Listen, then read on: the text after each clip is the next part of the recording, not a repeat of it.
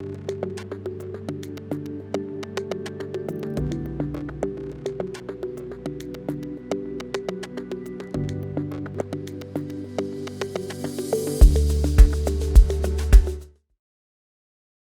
are a lot of custom things that you can build as well. For example, if you want to build let's say a curved grill island, you can also do that with the retaining wall tool. So we'll connect on that, and we'll start to draw. Now we do want the curved spline tool on here so that we can get something nice and curvilinear for our design. When we do want to go straight, hold down the Shift key, and we go down a little ways, and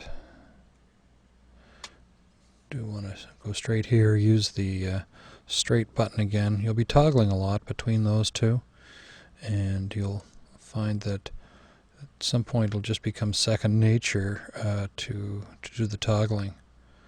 Once we get there, of course, we want to go back to curved and start bringing our shape around like this. And we can edit some of those points.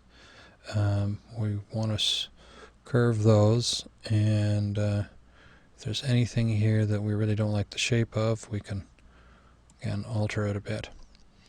And take a look in perspective.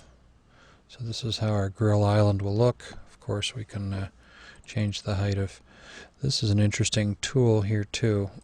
You can change the height of any particular point. Now let me show you why that's helpful. For example, let's say you wanted to build a backsplash on your grill island. Let's first bring this whole grill island up in height a bit to normal height, and then we'll expand our cap width